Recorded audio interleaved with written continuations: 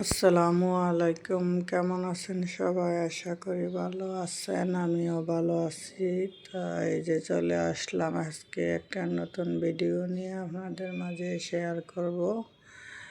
আজকে অনেক দিন পর ইফতারি বানাবো, তো এখন রান্না করে চলে আসলাম। রান্না করব, আজকে রান্না করব সিম আলুর ভাজি আর ইফতারি বানাবো। আর হইলো এইখানে আমি এই যে সব কিছু কাটাকাটি করে রেডি করে নিছি।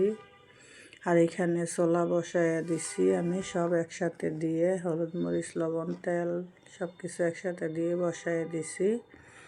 তো এই যে আমার ছোলা। আর কালকে মুরগি দিয়ে লাউ দিয়ে রান্না করছি, তরকারি আছে। রমজান মাসে বেশি একটা তরকারি খাওয়া হয় না, আর হলো ইফতারির পরেও ইফতারি খাওয়ার পর আর ভাত খাওয়া হয় না। তো এই জন্য আজকে তরকারি আমি বেশি একটা রান্না করব না। আর আমার ভোরটা হয়ে গেছে, এখন ধনেপাতা দিয়ে নামিয়ে নেব। এই যে আর কেন যেন আমার ক্যামেরাটা গোলা গোলা দেখা যাইতেছে, বুঝতে পারতেছি না চুলার মানে ধোয়ার জন্য নাকি, তো ভালোভাবে পরিষ্কার দেখা যাইতেছে না। তা আমার বোট হয়ে গেছে এখন। আর সিম আলু আমি লবণ দিয়ে সিদ্ধ দিছি, লবণ আর হলুদ দিয়ে ওই চুলায়। এখন এই যে এই চুলায় নিয়ে আসলাম। তারপর আমি এখানে কাঁচামরিচও একসাথে দিয়ে সিদ্ধ দিছি। একটু জাল জাল করে ভাজি করলেও আমার কাছে খাইতে খুবই ভালো লাগে, আর বিচিওয়ালা সিম হইলে আরও বেশি ভালো লাগে।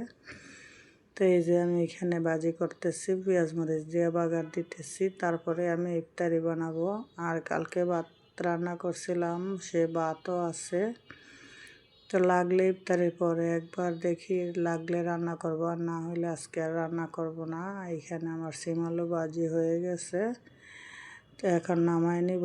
আর হলো আজকে পেঁয়াজু আলুর চপ বানাবো, আর বুট বানাইছি। আর বেগুনি তো বানাই না, শরীর চুলকায়। আর ইফতারি বানানি একটা বড় ঝামেলা। ইফতারি বানাইতে গেলে অনেক সময় লাগে, আর ভালো লাগে না বিকেলবেলা হইলে রোজার মাসে।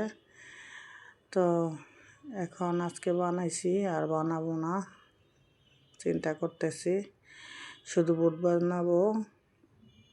আর এগুলো তেলের জিনিস খাইলেও গ্যাস হয়, আর এগুলা খাইলে আর রাতে ভাতও খাওয়া হয় না।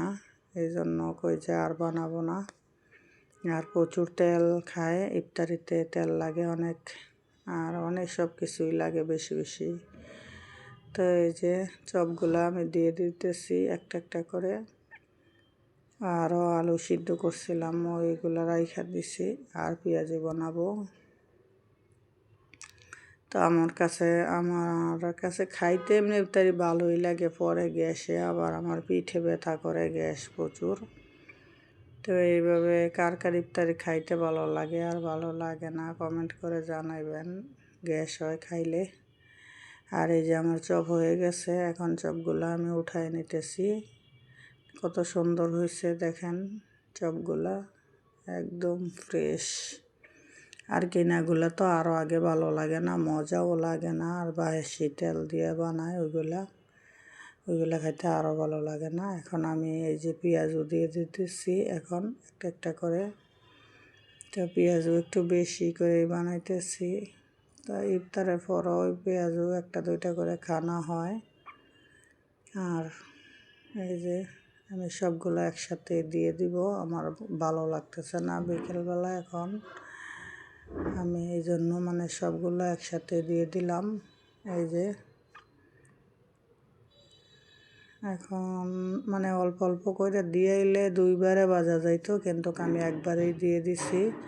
এই যে বানানো শেষ, ঘরে নিয়ে আসলাম। আর এইখানে এই যে আলুর চপ, পেঁয়াজু, আর এখানে শসা পেঁয়াজ কাঁচামরিচ কেটে রাখছি। আর লাউ তরকারি, বুট বোনা, আর এলো সিম আলুর ভাজি। তো ভিডিওটি যদি ভালো লাগে সবাই আমার পাশে থাকবেন, আমার জন্য দোয়া করবেন।